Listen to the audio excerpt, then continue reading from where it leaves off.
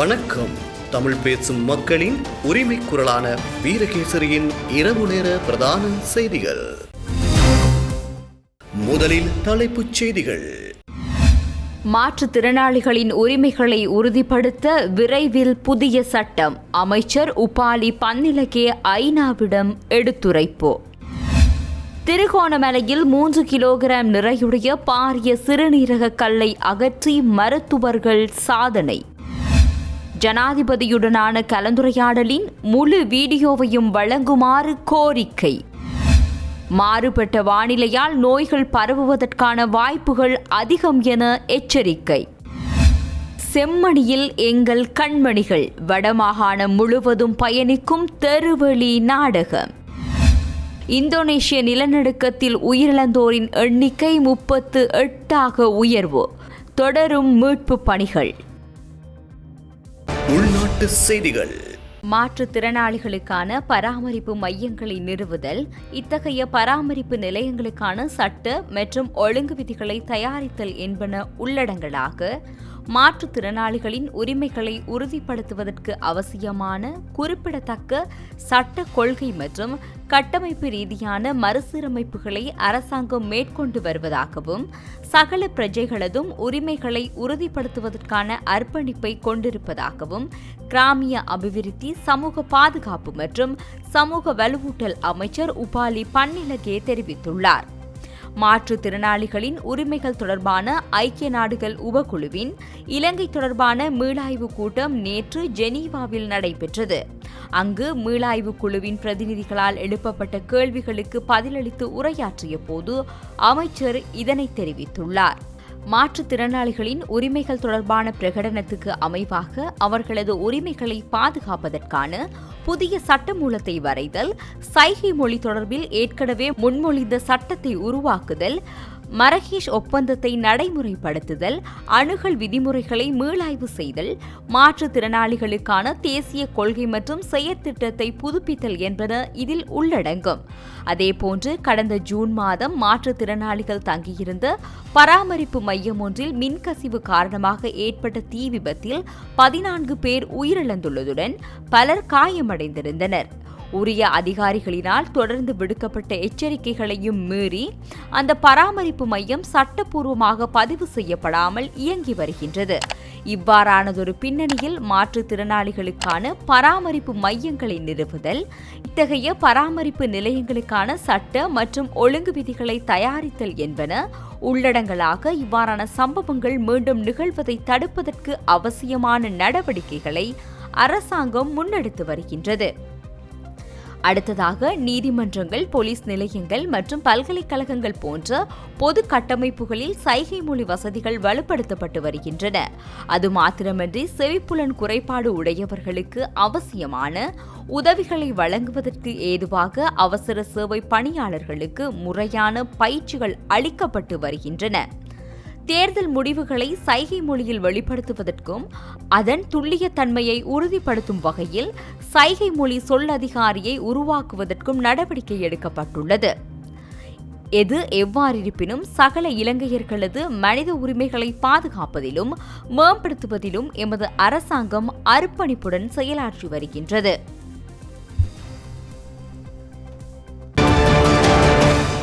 திருகோணமலை பொது வைத்தியசாலையில் சத்திர சிகிச்சையின் மூலம் சிறுநீரக பையில் இருந்த 3 கிலோ 100 கிராம் நிறையுடைய பாரிய சிறுநீரக கல்லை அகற்றி வைத்தியர்கள் மருத்துவ சாதனை படைத்துள்ளனர். சிறுநீரக அறுவை சிகிச்சை நிபுணர் வைத்தியர் பிரகலாதன் பாலகிருஷ்ணன் தலைமையில் நேற்று திருகோணமலையைச் சேர்ந்த 52 வயதான ஆண் ஒருவருக்கு இந்த சத்திர சிகிச்சை வெற்றிகரமாக முன்னெடுக்கப்பட்டுள்ளது.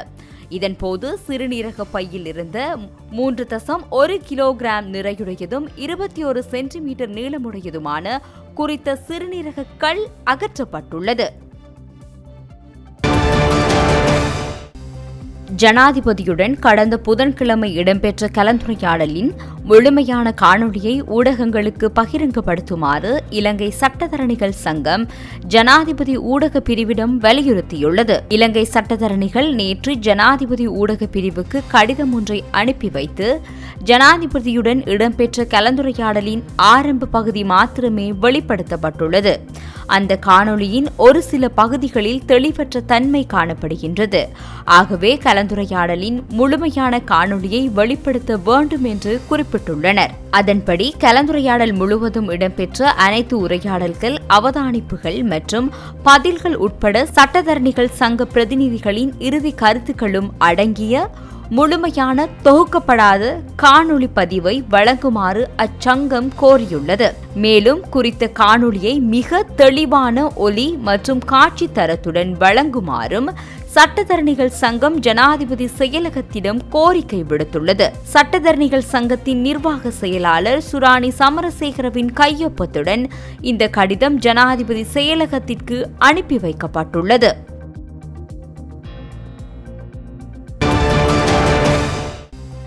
நாட்டில் தற்போது ஏற்பட்டுள்ள வானிலை மாற்றங்களால் சிறுவர்களிடையே இருவேறு வழிகளில் நோய் பரவுவதற்கான அதிக சாத்தியக்கூறுகள் காணப்படுவதாக சிறுவர் நல வைத்திய நிபுணர் தீபால் பெரேரா தெரிவித்துள்ளார்.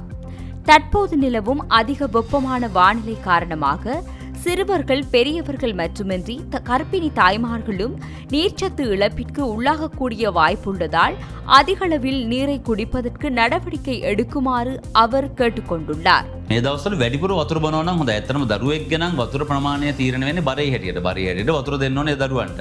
වෙනද වතුර බෝතලයක් බීපු දරුවෙක්ට බෝතල් දෙකක් වුණත් වතුර බොනවා නම් වැඩි හොඳයි. වතුර විතරක් නෙමෙයි ස්වභාවික දියර ආහාර තමයි අපි අනුමත කරන්නේ. පැණි බීම වර්ග දෙන්න නම් එපා. එතනදී බොනවන රෝග ආපෞසරයක් වැඩි වෙන්න පුළුවන්. සාමාන්‍යයෙන් වැඩිහිටියෙක් මේ දවස්වල වතුර ලීටර් 3ක්වත් බොනවා නම් හොඳයි. එහෙම නැත්නම් අපි විජලනය වෙන්න පුළුවන්. වතුර නොබී අපි පාරේ සෙල්ලම් කරොත්, පාරේ වැඩ කරොත්, විනෝද ගමන් ගියොත් සමහර වෙලාවට අපිට කලන්තේ දාලා වැටෙන්න පුළුවන්. තාප කම්පන තත්ත්වයක් නැති වෙන්න පුළුවන්. ඒ කියන්නේ කලන්තේ හැදෙන්න පුළුවන්, ෆිට් එක වලිප්පුව හැදෙන්න පුළුවන්, මරණ පවා සිදු වෙන්න පුළුවන්. ඒ නිසා මේ වගේ තද රස්නිකාදී වැඩිපුර වතුර වගේ මේ ස්වභාවික දියර ආහාර අපි බොනවා නම් මම හිතනවා මේ විජලන තත්ත්වය නවම කරගන්න පුළුවන්. குறிப்பாக சாதாரண முதியவர் ஒருவர் நாளொன்றுக்கு குறைந்தபட்சம் 3 லிட்டர் நீரை எனும் அருந்துவது பொருத்தமானது என்பதுடன் சிறுவர்களுக்கு நீரை கொடுக்கும் போது அவர்களின் உடல் எடைகளுக்கு ஏற்ப நீரை வழங்க பெற்றோர்கள் கவனமாக இருக்க வேண்டும்.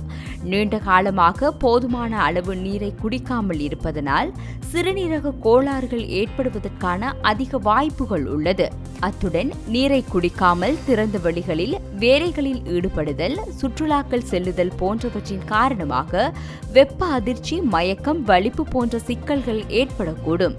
இது மரணத்தை கூட ஏற்படுத்தக்கூடிய கடுமையான ஒரு நிலை. எனவே வீட்டை விட்டு வெளியே செல்லும் போது நீர் போத்தல் ஒன்றை உடன் எடுத்து செல்ல வேண்டும். இந்த காலகட்டத்தில் வயிற்றுப்போக்கு பரவுவதற்கான அதிகமான சாத்தியக்கூறுகள் நிலவுவதால் எப்போதும் சிறுவர்களுக்கு சுத்தமான குடிநீரையும் சுத்தமான உணவுகளையும் வழங்க வேண்டும். சிறுவர்களுக்கு செயற்கை பானங்கள் மற்றும் நொறுக்கு தீனிகளை வழங்குவதை தவிர்க்க வேண்டும். அதற்கு பதிலாக எலுமிச்சை, தோடம்பழம், இளநீர், கஞ்சி வகைகள் மற்றும் சூப் போன்ற இயற்கை திரவ உணவுகளை அருந்த ஊக்குவிக்க வேண்டும்.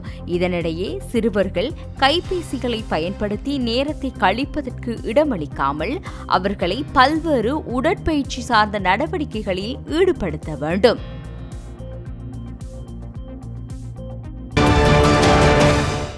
முக்கிய போதைப்பொருள் கடத்தல்காரர் என்று கூறப்படும் ஷிரான் ஃபாசிக் என்பவருக்கு 72 மணி நேர தடுப்பு காவல் உத்தரவு பிறப்பிக்கப்பட்டுள்ளதாக காவல்துறை தெரிவித்துள்ளது.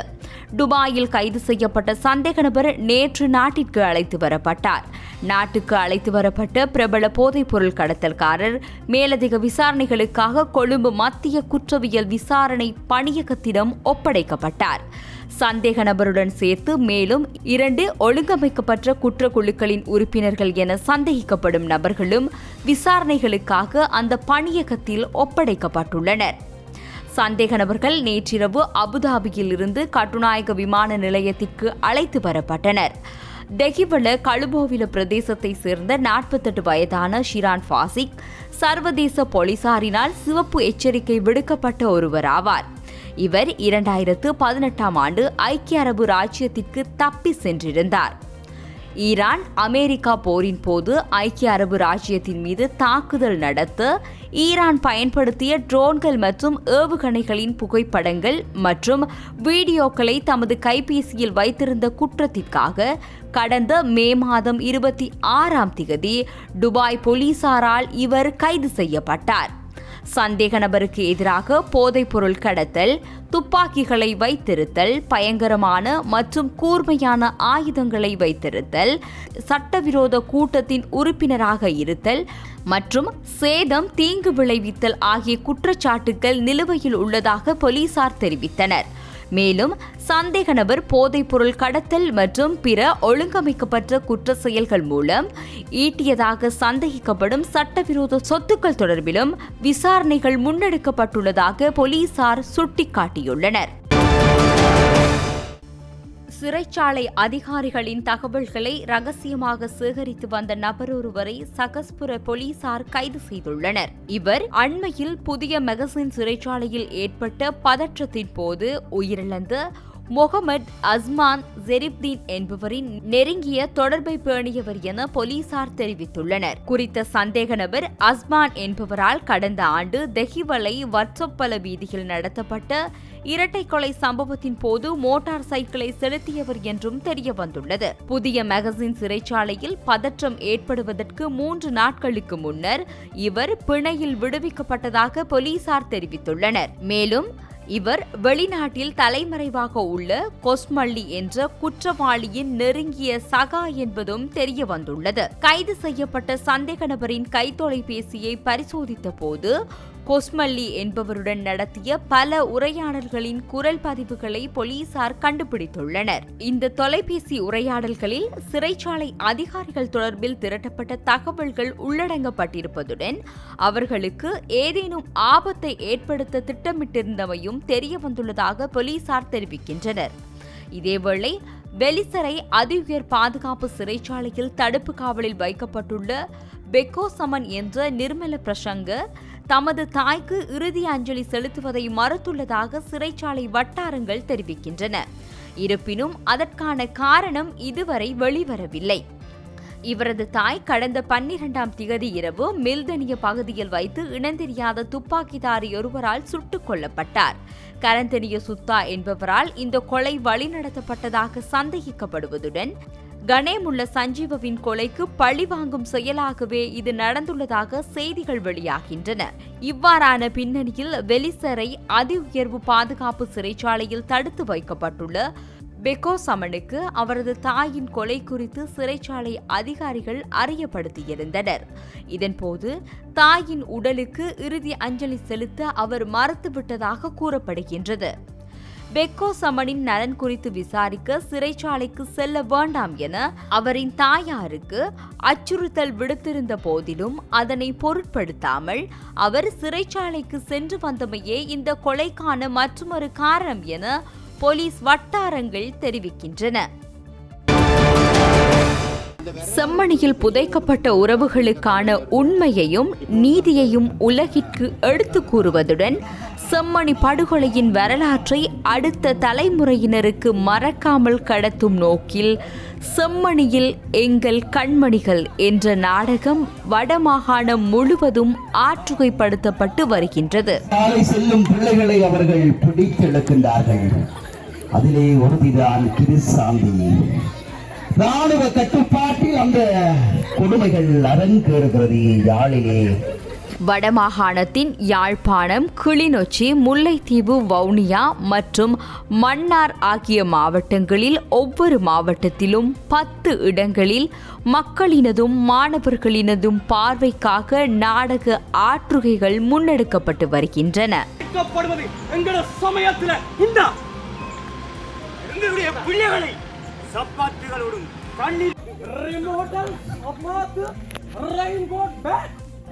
சுமார் 30 நிமிடங்கள் கொண்ட இந்த நாடகம் செம்மணியில் இடம்பெற்ற கொடூர சம்பவங்களை மையப்படுத்தி அன்றைய மக்களின் மகிழ்ச்சியான இயல்பு வாழ்க்கையிலிருந்து படிப்படியாக இடம்பெற்ற இராணுவ ஆக்கிரமிப்பு, அச்சுறுத்தல் மற்றும் மனித உரிமை மீறல்களை காட்சிப்படுத்துகின்றது. பாடசாலை மாணவர்கள் மற்றும் வீதியில் பயணித்தவர்கள் காணாமல் ஆக்கப்பட்டமை, பெண்கள் மற்றும் மாணவிகள் மீதான பாலியல் வன்முறைகள், சித்திரவதைகள், காணாமல் ஆக்கப்பட்ட தமது உறவுகளை தேடி அலைந்த பெற்றோர்கள் மற்றும் உறவினர்களின் வேதனைகள் போன்ற பல்வேறு சம்பவங்கள் நாடகத்தில் உணர்வு பூர்வமாக எடுத்துக்காட்டப்பட்டுள்ளது.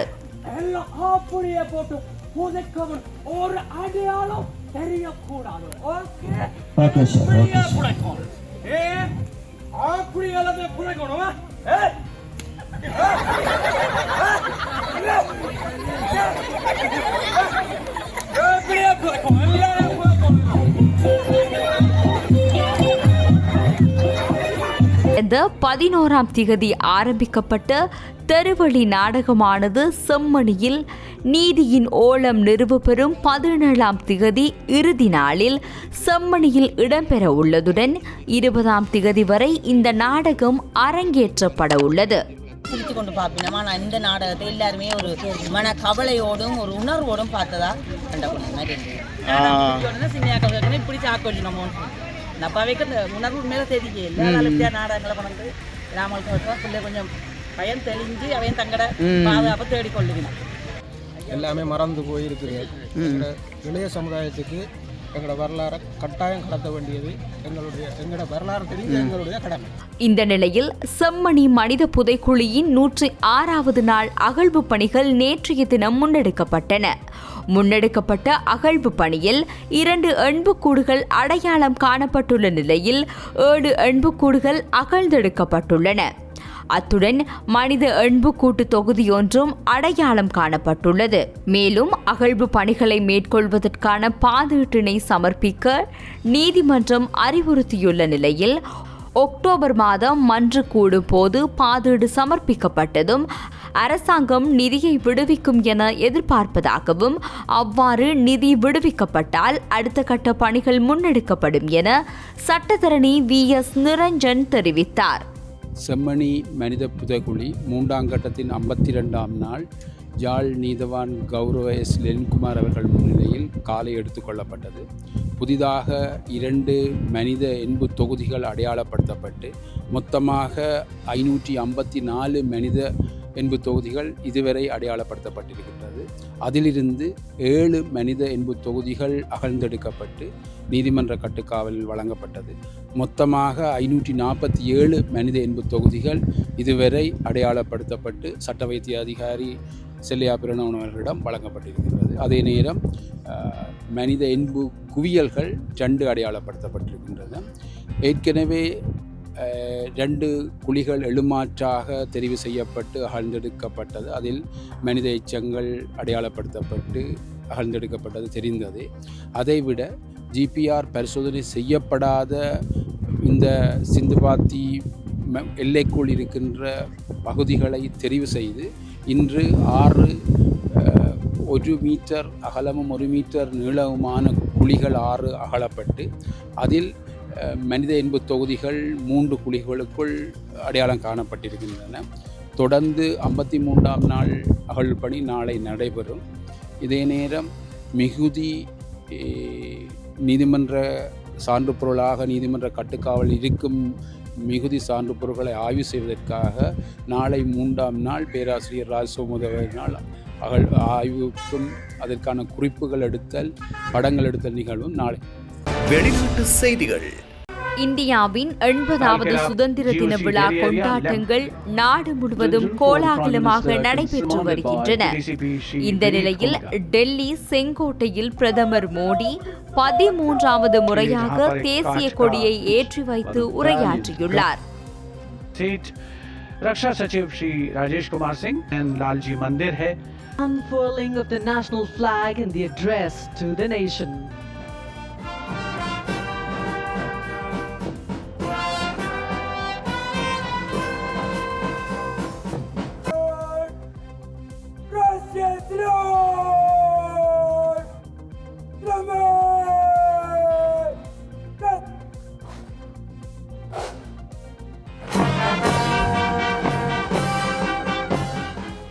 இந்த நிகழ்ச்சியில் மத்திய அமைச்சர்கள் ராஜ்நாத் சிங், அமித்ஷா, நிர்மலா சீதாராமன் உள்ளிட்டோர் பங்கேற்றுள்ளனர். சுதந்திர தினத்தையொட்டி டெல்லியில் பலத்த பாதுகாப்பு ஏற்பாடுகள் செய்யப்பட்டுள்ளது. செங்கோட்டையை சுற்றியுள்ள வீதிகளில் போக்குவரத்து கட்டுப்பாடுகள் விதிக்கப்பட்டுள்ளதாக இந்திய ஊடகங்கள் தெரிவிக்கின்றன. இந்த ஆண்டு வந்தே மாதரம் 150வது ஆண்டு விழா, இளைஞர் சக்தி வளர்த்த இந்தியா 2047 ஆகிய கருப்பொருள்களில் சுதந்திர தினம் கொண்டாடப்படும் என மத்திய அரசு ஏற்கனவே தெரிவித்திருந்த நிலையில் டெல்லி செங்கோட்டையில் சுதந்திர தின விழா கொண்டாட்டம் முன்னெடுக்கப்பட்டு வருகின்றது. இந்த சூழலில் இன்று காலை செங்கோட்டையில் கொடியேற்றுவதற்கு முன்பாக பிரதமர் மோடி மகாத்மா காந்தி நினைவிடத்தில் மரியாதை செலுத்தியுள்ளார். தொடர்ந்து முதன்முறையாக செங்கோட்டையில் வந்தே மாதரம் பாடல் இசைக்கப்பட்டு விழா தொடங்கியுள்ளது.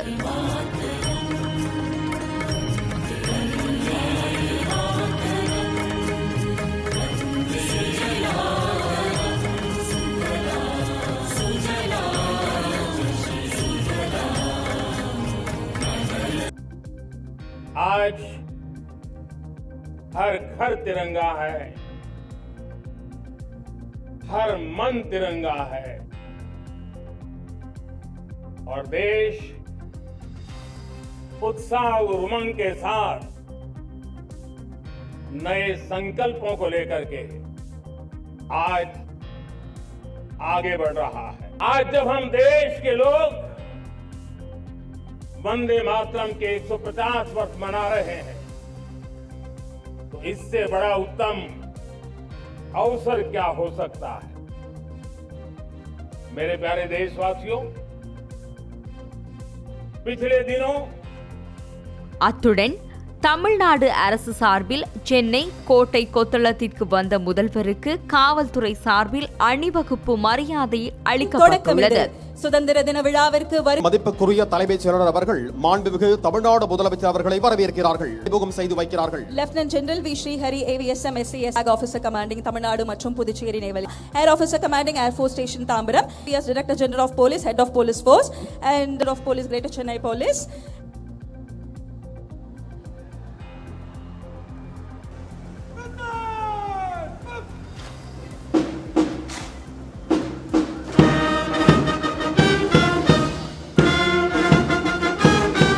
தமிழ்நாடு அரசு சார்பில் சென்னை கோட்டை கொத்தளத்தில் முதல்வர் விஜய் முதல் முறையாக தேசிய மூவர்ண கொடியை ஏற்றி வைத்துள்ளார்.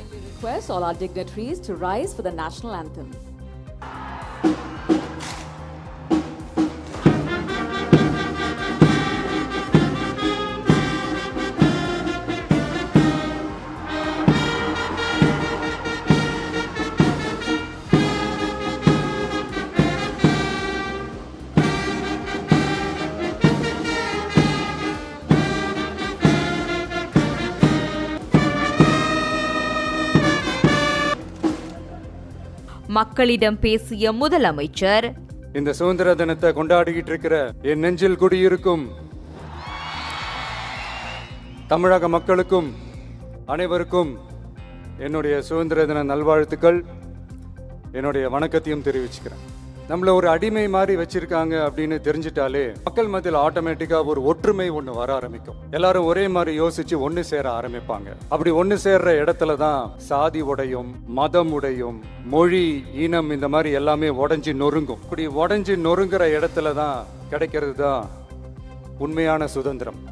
இந்த நேரத்தில் நம்ம தமிழ்நாட்டை லஞ்சத்திலிருந்து ஊழல்லேருந்து காப்பாற்றுறதும் ஒரு மிகப்பெரிய ஒரு விடுதலைக்கு சமமான ஒரு விஷயம்தான். அதை நோக்கி தான் நம்ம அரசும் செயல்பட்டுக்கிட்டு வந்துகிட்டு இருக்கு. விவசாயிகளின் பயிர்க்கடன் ரூபாய் 5932.23 கோடி தள்ளுபடி செய்யப்பட்டுள்ளது. நம்ம அரசுக்கு எதிரான சக்திகளையும் சரி சதிகளையும் சரி முறியடிப்போம். தாய்நாட்டிற்காக தன்னலமற்ற தியாகம் செய்து நமது நாட்டின் பாதுகாப்பிற்காக அரும்பாடுபட்ட முன்னாள் படை வீரர்களின் நலன் கருதி அவர்களது 2 மகள்களுக்கும் வழங்கப்படும் திருமண நிதி உதவி 25,000 ரூபாயிலிருந்து 50,000 ரூபாயாக உயர்த்தி வழங்கப்படும். 2. மாற்றுத்திறன் கொண்ட முன்னாள் படைவீரர் மற்றும் அவர்களை சார்ந்தோர்களுக்கு வழங்கப்பட்டு வந்த மாதாந்திர நிதியுதவி 5000 ரூபாயிலிருந்து 7000 ரூபாயாக உயர்த்தி வழங்கப்படும். 3. மாநில அரசால் விடுதலை போராட்ட வீரர்களுக்கு வழங்கப்பட்டு வரும் மாதாந்திர ஓய்வூதியம் 23000 ரூபாயாக உயர்த்தி வழங்கப்படும். 4. மாநில அரசால் விடுதலை போராட்ட தியாகிகளின் குடும்பங்களுக்கு வழங்கப்பட்டு வரும் மாதாந்திர குடும்ப ஓய்வூதியம் 12500 ரூபாயாக உயர்த்தி வழங்கப்படும். 5. வீரபாண்டிய கட்டபொம்மன், முத்துராமலிங்க, விஜய ரகுநாத சேதுபதி, மருது சகோதரர்கள் மற்றும் வாவு சிதம்பரனார் ஆகியோரின் வழித்தோன்றல்களுக்கு வழங்கப்பட்டு வரும் மாதாந்திர சிறப்பு ஓய்வூதியம் 11500 ரூபாயாக உயர்த்தி வழங்கப்படும். இவற்றிற்கான அரசாணைகள் அரசால் வெளியிடப்பட்டுள்ளது.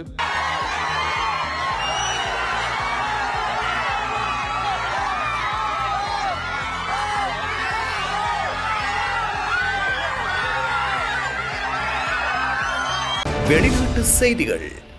இந்த நிலையில் உலகளவில் உள்ள மக்கள் இந்திய சுதந்திர தினத்தை கொண்டாடி வரும் நிலையில் இலங்கையிலும் இந்திய சுதந்திர தின கொண்டாட்டங்கள் முன்னெடுக்கப்பட்டுள்ளன.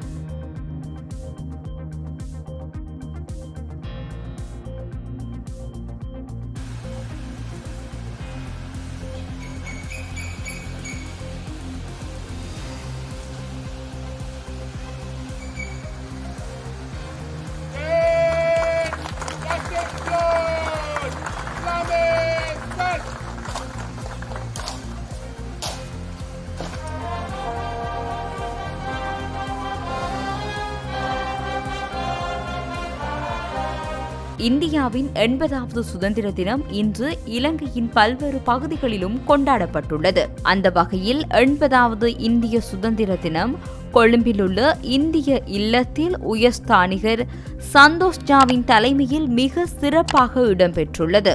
அத்துடன் இந்தியாவின் 80வது சுதந்திர தின நிகழ்வுகள் கண்டி இந்திய துணை தூதுவராலயத்திலும் இன்று காலை மிக சிறப்பாக நடைபெற்றுள்ளது. யாழ்ப்பாணத்தில் உள்ள இந்திய துணை தூதுவரின் வாசஸ்தலத்தில் இந்திய தேசிய கொடி ஏற்றப்பட்டு சுதந்திர தின நிகழ்வுகள் கொண்டாடப்பட்டுள்ளது.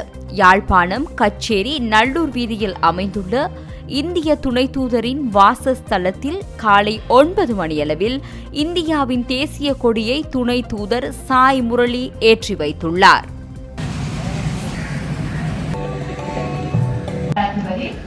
இந்திய துணை தூதரகம் பெருமை கொள்கிறது. தற்பொழுது யாழ் இந்திய துணை தூதுவர் ஸ்ரீமான் சாய் முரளி ஐயா அவர்கள் விழா அரங்கிற்கு வருகை தருகிறார். தொடர்ந்து வந்தே மாதரம் பாடல் இசைக்கப்படும்.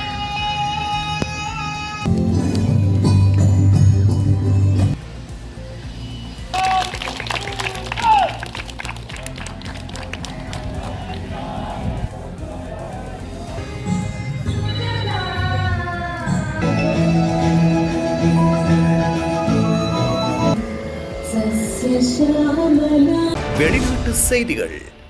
இந்தோனேஷியாவில் இன்று அதிகாலை ஏற்பட்ட 7.7 ரிக்டர் அளவிலான சக்தி வாய்ந்த நிலநடுக்கத்தில் உயிரிழந்தவர்களின் எண்ணிக்கை 38ஆக அதிகரித்துள்ளதாக அந்த நாட்டின் பேரிடர் மேலாண்மை முகமை தெரிவித்துள்ளது. மீட்பு மற்றும் தேடுதல் பணிகள் தீவிரமடைந்துள்ள நிலையில் அதிகாரப்பூர்வ பலி எண்ணிக்கை தொடர்ந்தும் உயர்ந்து வருகின்றது. மேலும் பலர் பல்வேறு அளவிலான காயங்களுக்கு உள்ளாகியிருப்பதாக தெரிய வந்துள்ளது. நிலநடுக்கம் மற்றும் அதைத் தொடர்ந்து வந்த பல தொடர் அதிர்வுகளால் அப்பகுதியில் உள்ள கட்டிடங்கள் கடுமையாக சேதமடைந்துள்ளன. இந்த நிலநடுக்கம் புளோரஸ் தீவில் உள்ளூர் நேரப்படி அதிகாலை 5 மணிக்கு முன்னதாக ஏற்பட்டுள்ளது. இது பூமிக்கு அடியில் 15 கிலோமீட்டர் ஆழத்தில் மையம் கொண்டிருந்ததாக இந்தோனேஷிய வானிலை மற்றும் புவி இயற்பியல் முகமை தெரிவித்துள்ளது. நிலநடுக்கத்தின் ஆழம் எந்த அளவுக்கு குறைவாக இருக்கின்றதோ நிலப்பரப்பில் அதன் அழிவின் தாக்கம் அந்த அளவுக்கு அதிகமாக இருக்கும் என்று சர்வதேச ஊடகங்கள் குறிப்பிட்டுள்ளன. இதே பகுதியில் 6.1 ரிக்டர் அளவிலான நிலநடுக்கம் உட்பட பல பலமான தொடர் அதிர்வுகள் உணரப்பட்டுள்ளன. மேலும் மக்கள் ஏற்கனவே வீடுகளை விட்டு வெளியேறி மலைப்பகுதிகளை நோக்கி ஓடியதாக தெரிவிக்கப்படுகின்றது. நிலநடுக்கத்தை தொடர்ந்து சுனாமி எச்சரிக்கை விடுக்கப்பட்டது. ஆனால் கடல் மட்டத்தில் கணிசமான உயர்வு எதுவும் பதிவாகாததால் சுமார் 3 மணி நேரத்திற்கு பிறகு அந்த எச்சரிக்கை மீளப் பெறப்பட்டது. சுமார் 2000 பேர் தாங்களாகவே பாதுகாப்பான இடங்களுக்கு இடம்பெயர்ந்துள்ளதாகவும் குறிப்பிடப்படுகின்றது. சிக்கா மாகாணத்தில் 3 உயிரிழப்புகள், மங்ராய் மாகாணத்தில் 6 உயிரிழப்புகள், கிழக்கு மங்ராய் மாகாணத்தில் 5 உயிரிழப்புகளும் பதிவாகியுள்ளதாக தெரிவிக்கப்படுகின்றது. மக்கள் அமைதியாகவும் கடலோர பகுதிகளை விட்டும் சேதமடைந்த கட்டிடங்களை விட்டும் தள்ளி இருக்குமாறு அறிவுறுத்தப்பட்டுள்ளனர். இந்தோனேஷியா 3 பெரிய புவித்தட்டுகள் சந்திக்கும் இடத்தில் அமைந்துள்ளதால் எப்போதும் நிலநடுக்கங்கள் மற்றும் எரிமலை செயற்பாடுகளுக்கு வாய்ப்புள்ள பகுதியாக விளங்குகின்றமை குறிப்பிடத்தக்கது. இன்றைய நாணய மாற்று விகிதம்